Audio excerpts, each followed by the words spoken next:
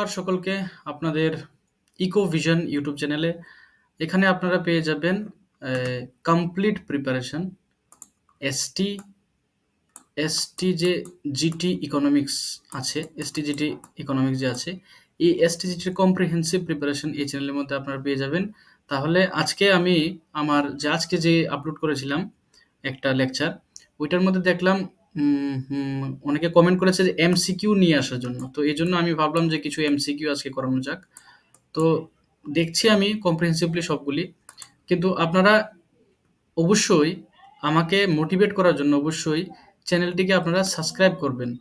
আমি দেখি চ্যানেলটির মধ্যে যে ভিউ তো আসছে, কিন্তু লাইক অ্যান্ড সাবস্ক্রাইব কিন্তু আসছে না ততটা। তো আপনারা অবশ্যই লাইক অ্যান্ড সাবস্ক্রাইব করুন ভিডিওগুলিকে, যদি ভালো লেগে থাকে এবং আপনাদের এক্সামের প্রিপারেশনের জন্য যদি একটুও বেনিফিটেড হয়ে থাকে, তাহলে অবশ্যই আপনারা চ্যানেলটাকে সাবস্ক্রাইব করুন এবং পাশাপাশি ভিডিওগুলিকে আপনারা লাইক করে থাকুন, শেয়ার করুন, যাতে আমি আরও মোটিভেটেড হই এবং আপনাদের জন্য আরও নতুন নতুন কন্টেন্ট নিয়ে আসতে পারি। কারণ লেকচারগুলি বানাতে, এক একটা পিপিটি ক্রিয়েট করতে, এক একটা মানে লেকচার বানাতে অনেকটা টাইম অ্যান্ড এফোর্ট লাগে। প্রত্যেকটা এমসিকিউকে দেখে দেখে বানানো, টাইপিং করা, এগুলি অনেক এফোর্টের কাজ, যেগুলি আপনারা ইউটিউবের মধ্যে অন্য চ্যানেলে কোথাও পাবেন না, এত ভ্যালুয়েবল কন্টেন্টগুলি। তাহলে অবশ্যই মানে যদি ভ্যালুয়েবল কন্টেন্টগুলি আরও আপনারা পেতে চান, তাহলে অবশ্যই চ্যানেলটিকে সাবস্ক্রাইব করুন, লাইক করুন, যাতে আমি আরও মোটিভেটেড হই এবং আপনাদের জন্য আরও ভালো ভালো কন্টেন্ট নিয়ে আসি। তাহলে আপনাদের টাইমটা অনেক গুরুত্বপূর্ণ, বেশি টাইম ওয়েস্ট না করে আমি স্টার্ট করে ফেলছি আজকের যে এমসিকিউ টেস্ট। আপনারা এটাকে টেস্ট হিসেবেও নিতে পারেন, কারণ অলরেডি আমি যে ফার্স্ট পার্টটা আছে এটা কমপ্লিট করে নিয়েছি। আর আপনারা অবশ্যই আরেকটা কথা আমি বলে দিই, আপনারা অবশ্যই চ্যানেলটির সঙ্গে থাকুন এবং ভিডিওটিকে ভালোভাবে দেখুন। কম্প্রিহেন্সিভলি আমি কিন্তু প্রত্যেকটা ভিডিও আপলোড করছি। আপনারা দেখবেন যে প্রত্যেকটা ভিডিওর মধ্যে নাম্বার আছে, নাম্বার এরকমভাবে নোটিস করবেন। এরকমভাবে প্রত্যেকটা ভিডিওর মধ্যে সিরিয়াল নাম্বার আছে। তো আপনারা এই সিরিয়াল নাম্বার ওয়াইজ যদি ভিডিও সবকটাকে দেখে থাকেন, তাহলে কিন্তু একটা কম্প্রিহেন্সিভনেস একটা ভিডিওর মধ্যে পাবেন এবং দেখে জিনিসটা অনেকটা ভালো লাগবে এবং প্রিপারেশনটা ভালোভাবে হবে। তাহলে আপনারা আমার আগের ভিডিওগুলিও চাইলে দেখতে পারেন। আমি আগের ভিডিওগুলিতে অলরেডি কিন্তু ফার্স্ট পার্টটা কমপ্লিট করেছি। এইজন্য আজকে একটা নতুন করে একটা এমসিকিউ নিয়ে আসলাম। তাহলে বেশি দেরি না করে আমরা এমসিকিউ গুলি একটা একটা করে স্টার্ট করে দিই। এখানে দেখতে পাচ্ছেন টোটাল 40টা এমসিকিউ আছে। আমি অনেক এফোর্ট দিয়ে এগুলি খুব খুঁজে খুঁজে ভালো করে ইম্পর্টেন্ট দেখে দেখে বানিয়েছি।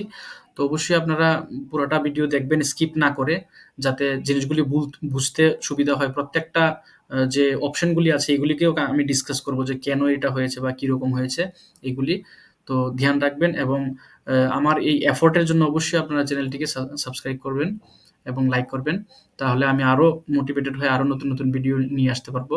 তাহলে দেখা যাক আজকের যে ফার্স্ট যে এমসিকিউটা, এটা হলো economics is the study of wealth. এই সংজ্ঞাটি এখানের মধ্যে কে দিয়েছেন এখানের মধ্যে? তো আপনারা চাইলে একটু সময় নিতে পারেন। আমিও প্রত্যেকটা এমসিকিউর মধ্যে হালকা একটু সময় অবশ্যই দেব, যাতে কিনা আপনারা সলভ করতে পারেন, যাতে টেস্টটা খুব ভালোভাবে হয়। তাহলে ফার্স্ট যেটা, এটা হলো এটার আনসার কি হবে? Economics is a study of wealth বলেছে। তো ওয়েলথ যখন বলেছে, আমি পড়ানোর সময় বলেছিলাম ওয়েলথ রিলেটেড যত ডেফিনেশন আছে এগুলি ওয়েলথ রিলেটেড ডেফিনেশন দেখলে আপনারা অবশ্যই টিক করতে পারেন অ্যাডাম স্মিথ। তাহলে এটার আনসার হয়ে গেল অ্যাডাম স্মিথ, হয়ে গেল এটার আনসার। নেক্সটটা দেখে নেই। নেক্সটটা হলো economics is the science of scarcity. তো স্কেয়ারসিটির যে সংজ্ঞাটা, এটা কে দিয়েছিলেন? এখানে অপশন আছে, আমি অপশনগুলি দেখিয়ে দিচ্ছি সবকটা অপশন, যাতে আপনাদের বুঝতে সুবিধা হয়।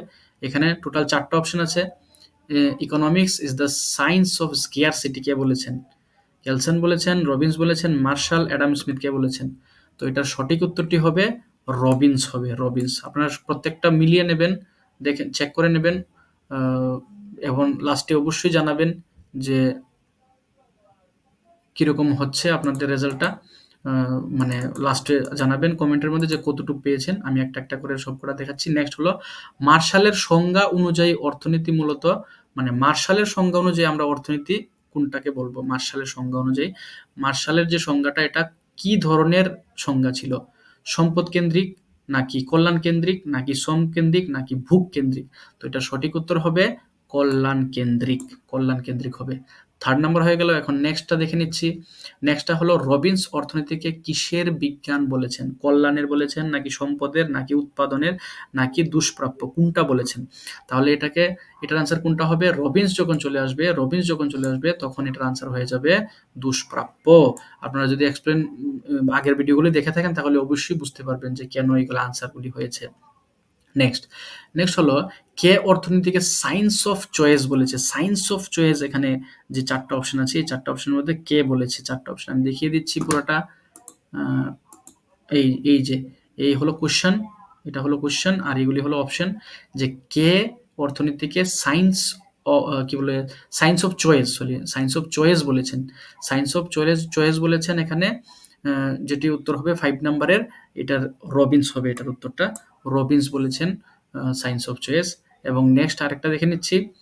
নেক্সট হলো economics is neutral between ends. তো এই মন্তব্যটি কার? এটাও একটা গুরুত্বপূর্ণ। এখানে অপশন আছে রবিন্স, কিনস আছে, মার্শাল আছে, মিল আছে। তাহলে আপনারা একটু সময় নিয়ে নিন এবং দেখুন যে আনসারটা কি হতে পারে। এটার আনসার হবে রবিন্স। তাহলে এইভাবে একটা একটা করে নেক্সট আরেকটা দেখে নিই। Economics is the science of wealth. কোন গ্রন্থে লেখা আছে? তো এটা একটা গুরুত্বপূর্ণ ইম্পর্টেন্ট প্রশ্ন, এটা এক্সামের পারপাসেও খুব important. Economics is the science of wealth, এটা কোন বুকের মধ্যে লেখা আছে? এখানে 4 টা বুকের নাম দেওয়া হয়েছে: principle of economics, wealth of nation, nature and causes and capital. তো এটার আনসার কোনটা হয়ে যাবে? এটার আনসার হয়ে যাবে বি। কারণ এখানে দেখুন এটা একটা সিমিলারিটি কিন্তু একটা আছে, ওয়েলথ ওয়েলথ। তো এই জিনিসগুলি কিন্তু এক্সামে খুব নোটিস করতে হবে যে আনসারগুলি কোনটা হতে পারে, কি হতে পারে, কিভাবে হচ্ছে। নেক্সটটা দেখে নেই, কল্যাণমূলক সংজ্ঞা কোন অর্থনীতিবিদ দিয়েছেন? কল্যাণমূলক সংজ্ঞা। তাহলে কল্যাণমূলক সংজ্ঞা আমরা কোনটাকে দেখতে পারবো? কল্যাণমূলক সংজ্ঞা রবিন্স দিয়েছে, নাকি মার্শাল দিয়েছে, নাকি মিল দিয়েছেন, নাকি কিনস দিয়েছে? এটার উত্তর হবে বি নাম্বার, মার্শাল দিয়েছে কল্যাণমূলক। নেক্সট দেখে নিচ্ছি, আধুনিক অর্থনীতি কোন মূল ভিত্তিক উপর দাঁড়ায়, মানে আধুনিক অর্থনীতি যেটা, স্ক্যারসিটি চয়েস, নাকি শুধুই ওয়েলথ, নাকি শুধুই ওয়েলফেয়ার, নাকি শুধুই প্রোডাকশন? এই 4 টার মধ্যে কোনটা প্রশ্ন হবে? এই আমরা যখন আধুনিক যখন বলবো তখন কিন্তু অটোমেটিকলি রবিন্স চলে আসে, রবিন্স। কারণ রবিন্স হলো আধুনিক অর্থনীতিবিদ, আর এখানের মধ্যে যতগুলি আছে এগুলি কিন্তু classical wealth, classical welfare, classical production, Pareto related, এটাও ক্লাসিক্যাল। তো এখানে যে স্কেয়ারসিটি আর চয়েস, এটা হলো লেটেস্ট, তাহলে এখানের আনসার হবে এটা। নেক্সট দেখে নিচ্ছি, অর্থনীতি বিষয়বস্তু প্রধানত। তাহলে অর্থনীতির বিষয়বস্তু প্রধানত কোনটি? ধন হবে, না মানব আচরণ হবে, না প্রযুক্তি হবে, নাকি কোনটা হবে, না শ্রম হবে? তাহলে এটার আনসার কোনটা হতে পারে? আমি সময় দিচ্ছি। অর্থনীতির বিষয়বস্তু প্রধানত দেখে নিন আপনার, অর্থনীতির যে বিষয়বস্তু আছে এটা কোনটার সঙ্গে রিলেটেড হবে? ধন, নাকি মানব আচরণ, নাকি প্রযুক্তি, নাকি ডি? এটার আনসার হবে মানব আচরণ। কারণ অর্থনীতির বিষয়বস্তু মানব আচরণের সঙ্গে রিলেটেড। আপনাদের এখানে একটা পার্টও আছে, 4 নাম্বার যে পার্টটা, ভোক্তার আচরণ তত্ত্ব, ওই আচরণ থেকে এসেছে। তো ধ্যান রাখতে হবে, প্রত্যেকটা ছোট ছোট জিনিস খুব ইম্পর্টেন্ট। নেক্সট কোয়েশ্চেন হলো, ধনতান্ত্রিক অর্থনীতির প্রধান বৈশিষ্ট্য কোনটা? ধনতান্ত্রিক অর্থনীতির প্রধান বৈশিষ্ট্য ব্যক্তিগত মালিকানা, রাষ্ট্রীয় মালিকানা, যৌথ মালিকানা, কেন্দ্রীয় মালিকানা। এটা তো সবার পারার কথা। ধনতান্ত্রিকের আনসার হবে ব্যক্তিগত মালিকানা। নেক্সট, ক্যাপিটালিজম শব্দের অর্থ, শব্দের উৎস। হ্যাঁ, ক্যাপিটালিজম যে ওয়ার্ডটা, এটা কোন জায়গা থেকে এসেছে? গ্রিক, নাকি ল্যাটিন, নাকি ফ্রেঞ্চ, নাকি জার্মান? এটার আনসার কোনটা হবে? এবং এটার আনসার হয়ে যাবে ল্যাটিন হবে, এটার আনসার ল্যাটিন। ক্যাপিটালিজম শব্দটা এসেছে ল্যাটিন ওয়ার্ড থেকে এসেছে।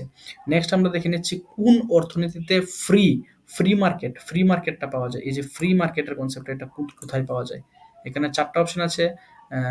এখানে সমাজতান্ত্রিক হবে, মিশ্র হবে, গণতান্ত্রিক হবে, নাকি পরিকল্পিত হবে এটার মধ্যে। তো যখন আমরা ফ্রি বলবো না, ফ্রি ইকোনমি, ব্যক্তিগত ইকোনমি, স্বাধীনতা, তখন কিন্তু অটোমেটিকলি চলে আসবে এটা কি? এটা চলে আসবে ধনতান্ত্রিক। তাহলে 13 এর কোনটা হবে আনসার? 13 এর সি হবে। নেক্সট আমরা দেখে নিচ্ছি, ধনতান্ত্রিক অর্থনীতির চালিকা শক্তি কি? তাহলে ধনতান্ত্রিক অর্থনীতির চালিকা কে চালায়? স্টেট চালায়, নাকি প্রফিট মোটিভের জন্য চলে, নাকি সোশ্যাল ওয়েলফেয়ারের জন্য, নাকি প্ল্যানিং এর জন্য? তাহলে যেহেতু এটা ধনতান্ত্রিক, তার মানে এটা কি হবে? এটা প্রফিটই হবে। 14 এর বি হবে। নেক্সটটা দেখে নিন, নেক্সটটা 15। 15টা দেখে নিন। ধনতান্ত্রিক অর্থনীতিতে মূল নির্ধারণ, মানে ধনতান্ত্রিক অর্থনীতিতে মূল্য নির্ধারণ হয় কিসের ভিত্তিতে? মূল্য নির্ধারণ হয় সরকার নাকি বাজার নাকি উৎপাদক নাকি ভোক্তা? এটার আনসার হবে বাজারের চাহিদা এবং যোগানের ভিত্তিতে। তাহলে নেক্সটটা দেখে নিচ্ছি, ধনতান্ত্রিক অর্থনীতিতে বেকারত্বের মূল কারণ কি? ধনতান্ত্রিক অর্থব্যবস্থার মধ্যে বেকারত্ব কেন থাকে? ব্যক্তিগত মালিকানার কারণে, পরিকল্পনার অভাব নাকি বাজার ব্যবস্থা নাকি প্রাকৃতিক দুর্যোগ? এটার আনসার হবে পরিকল্পনার অভাবের কারণে। এটার আনসার কি হবে? পরিকল্পনার অভাবের কারণে। কেন? কারণ ধনতান্ত্রিক অর্থব্যবস্থার মধ্যে পরিকল্পনা থাকে না, ব্যক্তিবর্গ থাকে, তো এই জন্য। নেক্সটটা দেখে নিচ্ছি, লেজেসফিয়ার নীতি কোন অর্থনীতির বৈশিষ্ট্য? লেজেসফিয়ার লেজেসফিয়ার কিন্তু ক্লাসিক্যাল থট, আমি আগে বলে দিই, ক্লাসিক্যাল। আর ক্লাসিক্যাল মানে পুরাণ, আর পুরাণ মানে ধনতান্ত্রিক। তাহলে এটা লেজেসফিয়ার যে নীতিটা, এটা কোন অর্থনীতির বৈশিষ্ট্য হতে পারে? এটা হতে পারে ধনতান্ত্রিক। তাহলে নেক্সটটা আমরা দেখে নিচ্ছি, নেক্সটটা হলো ধনতান্ত্রিক অর্থনীতির একটি অসুবিধা। ধনতান্ত্রিক অর্থনীতির অসুবিধা কি হতে পারে? কম্পিটিশন বেশি না ইনইকুয়ালিটি বেশি না ইনোভেশন বেশি না এফিসিয়েন্সি বেশি? অসুবিধা কিন্তু বলেছে, অসুবিধা, সুবিধা না কিন্তু। তাহলে ধ্যান রাখতে হবে, এটা অসুবিধা হলো ইনইকুয়ালিটি। কারণ ইনইকুয়ালিটি বা যে আমাদের কি বলে অসম বন্টন, এটা কিন্তু একটা অসুবিধা, এবং ধনতান্ত্রিক রাষ্ট্রের মধ্যে এই অসুবিধাটা দেখা যায়।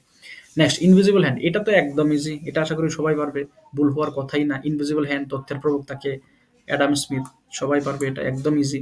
নেক্সট, ধনতান্ত্রিক অর্থনীতি মূলত কি বোঝায়? ইকুইটি বেস নাকি প্রফিট বেস নাকি ওয়েলফেয়ার বেস নাকি লেবার বেস? তাহলে এটার আনসার কি হবে? এটার আনসার হবে প্রফিট বেস, কারণ ধনতান্ত্রিক অর্থব্যবস্থায় প্রফিটের কথাই চিন্তা করা হয়। নেক্সট, সমাজতান্ত্রিক অর্থনীতিতে প্রধান নিয়ন্ত্রক কে? সমাজতান্ত্রিক অর্থ ব্যবস্থার মধ্যে নিয়ন্ত্রণ কে করে পুরোটা অর্থনীতিকে? ব্যক্তি করে নাকি রাষ্ট্র নাকি বাজার নাকি বেসরকারি? তাহলে এটার আনসার হবে বি নাম্বার। তো সমাজতন্ত্রকে কে চালায়? সমাজতন্ত্রকে চালায় রাষ্ট্র। নেক্সট আমরা দেখে নেই, সমাজতান্ত্রিক অর্থনীতির মূল লক্ষ্যটা কি? মূল লক্ষ্য, তাদের মেইন মোটিভটা কি থাকে? তো সমাজতান্ত্রিক অর্থব্যবস্থার যে মূল লক্ষ্যটা, এই মূল লক্ষ্যটা হলো, দেখিয়ে দিচ্ছি আমি অপশনগুলি। হ্যাঁ, সমাজতান্ত্রিক অর্থব্যবস্থার যে মূল লক্ষ্য, সমাজতান্ত্রিক তো তার মানে সোশ্যাল ওয়েলফেয়ার হবে, সোশ্যাল ওয়েলফেয়ার। নেক্সট দেখে নিই, প্রোডাকশন এর উপকরণের মালিক কে? সমাজতান্ত্রিক অর্থনীতিতে প্রোডাকশনের উপকরণের মালিক কে থাকে? প্রোডাকশনের উপকরণের মালিক থাকে ব্যক্তি নিজে। যে সরি, এটা একটু মিস্টেক হয়ে গেছে, সমাজতান্ত্রিক বলেছে তো সমাজতান্ত্রিক, তো তাহলে সমাজতান্ত্রিক হলে অবশ্যই এটা কি হবে? এটা রাষ্ট্র হবে, ব্যক্তি হবে না, কারণ ব্যক্তি ধনতান্ত্রিকের ক্ষেত্রে হয়। নেক্সট, হলো from each according to his ability to each according to his and.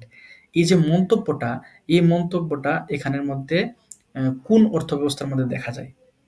ধনতান্ত্রিক, সমাজতান্ত্রিক, মিশ্র নাকি ফেসিবাদ? From each according to his ability to each according to his end, এই যে মন্তব্যটা, এটা কিন্তু দেখা যায় আমাদের সমাজতান্ত্রিক অর্থব্যবস্থার মধ্যে দেখা যায়। 24 নাম্বার, সমাজতান্ত্রিক অর্থব্যবস্থা। নেক্সট দেখে নিই, সমাজতান্ত্রিক অর্থনীতিতে প্ল্যান ইকোনমি বা এই যে সমাজতান্ত্রিক অর্থনীতিতে প্ল্যান ইকোনমি, এই যে এটার মিনিংটা কি? প্ল্যান মানে কি বোঝায়? প্ল্যান মানে বোঝায় এখানে কেন্দ্রীয় পরিকল্পনা বোঝায়। প্ল্যান মানে কেন্দ্রীয় পরিকল্পনা। নেক্সট দেখে নিই, সমাজতান্ত্রিক অর্থনীতি একটা অসুবিধা। হ্যাঁ, অসুবিধাও তো আছে, সব খালি সুবিধা না, অসুবিধাও আমি পড়িয়েছিলাম। তো সমাজতান্ত্রিক অর্থব্যবস্থার মধ্যে অসুবিধা কি থাকে? অসুবিধাটা থাকে ল্যাক অফ ইনসেন্টিভ থাকে অসুবিধা। নেক্সট আমরা দেখে দিই, সমাজতান্ত্রিক অর্থনীতিতে উৎপাদনের মূল লক্ষ্য কি? কেন করা হয়? লাভের জন্য, সমাজের চাহিদা পূরণের জন্য, ব্যক্তি স্বার্থ নাকি উদ্ভাবন? এই চারটা অপশনের মধ্যে কোনটা হতে পারে? সামাজিক চাহিদা পূরণের জন্য। সামাজিক, কারণ সমাজতন্ত্র, এই যে সমাজ ওয়ার্ড, এই সামাজিক, তাহলে কিছু কিছু সিমিলারিটি থেকে যায় কিন্তু, যেটা দেখে বোঝা যায় কোনটা আনসার হতে পারে। নেক্সট, সমাজতান্ত্রিক অর্থনীতির একটা উদাহরণ, এখানে চারটা দেওয়া হলো, India, north Korea, UK, USA. তাহলে এখান থেকে সমাজতান্ত্রিক যেহেতু বলেছে, তার মানে ইন্ডিয়া তো হবে না, এটা আমরা ভালোভাবেই জানি, কারণ ইন্ডিয়া মিশ্র অর্থব্যবস্থা। তার মানে বাকি যে তিনটা অপশন আছে, এই তিনটা অপশন থেকে যে কোনো একটা হবে সমাজতান্ত্রিক। সমাজতান্ত্রিক মানে গভর্নমেন্টের খুব বেশি কন্ট্রোল। তো গভর্নমেন্টের খুব বেশি কন্ট্রোল কোন অর্থব্যবস্থায় দেখা যায়? নর্থ কোরিয়াতে দেখা যায়, নর্থ কোরিয়াতে। নেক্সট আমরা দেখে নিই, সমাজতান্ত্রিক অর্থনীতির অধীনে বেকারত্ব কেমন থাকে? সমাজতন্ত্র বলেছে তো, তার মানে তুলনামূলক কম হবে, প্রচুর তো হবে না, সবচেয়ে বেশি সর্বদা শূন্য। আচ্ছা হ্যাঁ, সর্বদা শূন্য আছে, ধ্যান রাখতে হবে। হ্যাঁ, আমিও তো কনফিউজ হয়ে গেছিলাম, কারণ প্রত্যেকটা পয়েন্ট আমাদেরকে ধ্যান রাখতে হবে, প্রত্যেকটা পয়েন্ট। মানে মানে শুধু চট করে জাজ করে নিলে হবে না যে এটাই মেবি আনসার হতে পারে। কারণ এখানে সমাজতান্ত্রিক যখন বলল তখন এই সমাজতান্ত্রিক অর্থনীতির অধীনে বেকারত্ব কেমন থাকে বলল। তাহলে প্রচুর এটা তো হবেই না। কারণ সমাজতান্ত্রিক সরকার চালায়, তাহলে বেকারত্ব থাকবে, এটা হবে না। সবসময় বেশি, বেশিও হবে না। এখন ২ টা অপশন আছে, তুলনামূলক কম নাকি সর্বদা শূন্য। তো এই এই সমাজতান্ত্রিক অর্থব্যবস্থার মধ্যে কিন্তু আমাদের ক্লাসিক্যাল ইকোনমিস্ট যারা আছে তারা বলে যে সমাজতান্ত্রিক অর্থব্যবস্থার মধ্যে আহ, মানে যে বেকারত্বের পরিমাণটা এটা তুলনামূলক অনেকটা কম থাকে। এই জন্য এটার আনসার হবে তুলনামূলক কম। সর্বদা শূন্য, শূন্য এক্স্যাক্টলি শূন্য কোনো সময় হয় না, কারণ কিছু না কিছু হালকা হলেও একজন হলেও বেকার থাকে, এই জন্য সর্বদা শূন্য হবে না, কিন্তু তুলনামূলক কম থাকে বেকারত্ব। নেক্সট, ইউএসএসআর কোন ধরনের অর্থব্যবস্থা? ইউএসএসআর, হ্যাঁ, ইউএসএসআর কিন্তু এখন নেই, এটা ধ্যান রাখতে হবে। ইউএসএসআর টুকরা হয়ে গেছে, কিন্তু ভেঙে গেছে। ইউএসএসআর আগে ছিল, তো আগে যখন ছিল তখন কি ধরনের ছিল, এটা হলো কোশ্চেনটা। তো কোশ্চেনটা বুঝতে হবে কিন্তু ইউএসএসআর যখন যখন একত্রিত ছিল অনেকগুলি কান্ট্রি, তখন এটার যে অর্থব্যবস্থাটা, এই অর্থব্যবস্থাটা কোন ধরনের ফলো করা হতো? এই অর্থব্যবস্থা তখন কিন্তু সমাজতান্ত্রিক ছিল, ধ্যান রাখতে হবে সমাজতান্ত্রিক। নেক্সট, মিশ্র অর্থনীতির বৈশিষ্ট্য হলো, এগুলির মধ্যে কোনগুলা মিশ্রের বৈশিষ্ট্য? এখানে কেবল রাষ্ট্র, এটা তো হবেই না, কারণ নামই তো মিশ্র। কেবল ব্যক্তি, এটাও হবে না। আন্তর্জাতিক মালিকানা, এটাও হবে না। তাহলে কোনটা হবে? রাষ্ট্রীয় প্লাস ব্যক্তি, রাষ্ট্রীয় প্লাস ব্যক্তি হবে। নেক্সটটা দেখে নিই, 32 নাম্বার। ভারতের অর্থনীতি কোন ধরনের? কোন ধরনের অর্থনীতি ভারত? এটা তো সবচেয়ে ইজি এবং সবাই পারবে আমি জানি। এটার আনসার হবে মিশ্র ভারত। নেক্সট, মিশ্র অর্থনীতিতে সরকারের ভূমিকা কি? সরকার কি ভূমিকা পালন করে মিশ্র অর্থনীতি ব্যবস্থার মধ্যে? শুধু ট্যাক্স আদায় করে, নাকি কেবল কৃষি, নাকি অর্থনৈতিক পরিকল্পনা, নাকি বাজারে হস্তক্ষেপহীন? এটার আনসার হবে অর্থনৈতিক পরিকল্পনা এবং নিয়ন্ত্রণ রাখে কিন্তু মিশ্র অর্থব্যবস্থার মধ্যে। কারণ মিশ্র তো এখানের মধ্যে কিন্তু সরকার পরিকল্পনাও করে আবার নিয়ন্ত্রণও করে, দুইটা করে, কিন্তু শুধুমাত্র একটা করে না। তাহলে এই জিনিসটা ধ্যান রাখতে হবে। নেক্সট দেখে নিই, নেক্সট হলো ল্যাপটপের চার্জটা চলে গেছে একটু।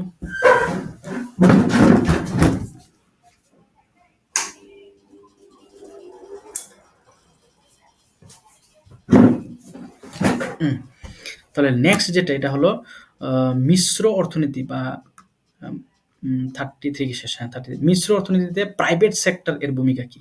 প্রাইভেট সেক্টর কি করে?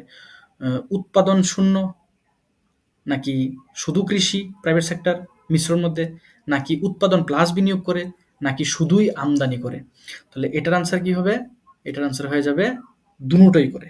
মিশ্র অর্থনীতিতে দুটোই করে, উৎপাদনও করে এবং বিনিয়োগও করে। নেক্সট দেখে নেই, মিশ্র অর্থনীতি প্রথম চালু হয়, প্রথম যদি চালু হয় এটার মধ্যে কোন দেশের মধ্যে মিশ্র অর্থব্যবস্থা প্রথম চালু হয়? ভারত, নাকি ইংল্যান্ড, নাকি ফ্রান্স, নাকি ইউএসএ? এটার আনসার কি হবে? এটার আনসার হবে ইংল্যান্ড। নেক্সট হলো, মিশ্র অর্থনীতির মূল উদ্দেশ্য কি? মিশ্র তো, তো এটার মূল উদ্দেশ্য কি থাকবে? কেবল মুনাফা অর্জন করা, নাকি কেবল সমতা, নাকি ইফিসিয়েন্সি, সোশ্যাল জাস্টিস, নাকি বাজারের স্বাধীনতা? এটা হবে ইফিসিয়েন্সি অ্যান্ড সোশ্যাল জাস্টিস। কারণ ইফিসিয়েন্সিও থাকতে হবে, মানে মুনাফার কথাও চিন্তা করতে হবে, আবার সমাজের উন্নতির কথাও চিন্তা করতে হবে। নেক্সটটা দেখে নিই, ওয়েলফেয়ার স্টেট ধারণা কোন অর্থনীতির সাথে জড়িত? ওয়েলফেয়ার, সমাজ কল্যাণ। তো যখন আমরা সমাজ কল্যাণ বলবো তার মানে অটোমেটিকলি সমাজতান্ত্রিক চলে আসবে।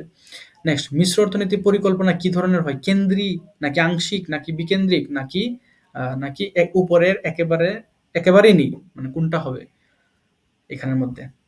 মিশ্র অর্থনীতিতে পরিকল্পনা কিন্তু আংশিক হয়। কেন আংশিক হয়? কারণ এটার মধ্যে কিন্তু প্রাইভেটও থাকে। তাহলে শুধুমাত্র মানে পরিকল্পনা সরকার যা করবে তাই মানতে হবে এরকম না কিন্তু। তো এটা আংশিকভাবে কিন্তু ইমপ্লিমেন্ট হয় এবং আংশিকভাবেই সবাই মানে, পুরোপুরিভাবে মানে না। নেক্সট 39 নাম্বারটা, মিশ্র অর্থনীতির একটি সমস্যা হলো, মিশ্র অর্থনীতির মধ্যে অনেকগুলি সমস্যা থাকে, অনেকগুলির মধ্যে যে ইম্পর্টেন্ট সমস্যাটা এটা কোনটা হতে পারে? অতিরিক্ত প্রতিযোগিতা, দ্বৈত নিয়ন্ত্রণ, ইনইকুয়ালিটি সম্পূর্ণ অনুপস্থিত থাকে, নাকি বাজার ব্যবস্থা অকার্যকর? মিশ্র অর্থনীতির একটা সমস্যা হলো দ্বৈত নিয়ন্ত্রণ। কারণ কেন? দ্বৈত নিয়ন্ত্রণ হলে কিন্তু একটা সমস্যা তৈরি হয়। সরকার এবং প্রাইভেট দুজন মিলে একটা প্রতিযোগিতা সৃষ্টি করে। তো প্রতিযোগিতা সৃষ্টি করে ফেললে দুজনের মধ্যে একটা কনফ্লিক্ট দেখা দেয়, আর এটাই হলো একটা সমস্যা। তো এইভাবে 39 পর্যন্ত শেষ হলো এবং লাস্ট কোয়েশ্চেন আছে। তাহলে আমি আবারও বলবো যে আপনারা অবশ্যই চ্যানেলটিকে সাবস্ক্রাইব করবেন যাতে আমি আরো নতুন, নতুন ভিডিও আপনাদের জন্য নিয়ে আসতে পারি। এবং আজকের যে লাস্ট প্রশ্ন এটা হলো ভারতের মিশ্র অর্থনীতির বিশেষ বৈশিষ্ট্য কি? এখানের মধ্যে কোনটা হতে পারে? কেবল কৃষিভিত্তিক নাকি পাবলিক পার্টনারশিপ নাকি বিদেশি বিনিয়োগ নাকি পরিকল্পনা? আর এটার আনসার আমি আজকের ভিডিওতে বলবো না। এটার আনসার আপনারা কমেন্টের মধ্যে এটা উত্তর দেবেন। এটার উত্তরটা কমেন্টে দেবেন এবং কমেন্টের মধ্যে আমি অবশ্যই বলে দেব যে কোনটা হবে এটার আনসার। তাহলে 39টা কোয়েশ্চেন হয়ে গেল যেটার আনসার আমি অলরেডি বলে দিলাম। তাহলে আপনারা অবশ্যই জানাবেন যে 39 এর মধ্যে কত কত পেয়েছেন এবং যে 40 নাম্বারটা আমি কমেন্টের মধ্যে বলে দেব যখন আপনারা উত্তরটা বলবেন 4টা অপশনের মধ্যে কোনটা। তো যদি রাইট হয় আপনারা এড করে নেবেন। এড করে অবশ্যই জানাবেন যে কত হয়েছে। আ তাহলে কমেন্টের মধ্যে এটার আনসারটা আপনারা সবাই দিয়ে দেবেন। আপনাদের জন্য ছাড়লাম। এবং কমেন্টের মধ্যে অবশ্যই জানাবেন 39 এর মধ্যে কতটা হয়েছে। 39 এর মধ্যে কতটা হয়েছে প্লাস 40 এর অপশন কোনটা? বাস এটা জানাবেন। তাহলে আমি বুঝে যাব যে আউট অফ 40 কত পেয়েছেন আপনারা। আমি আবার রিপিট করছি।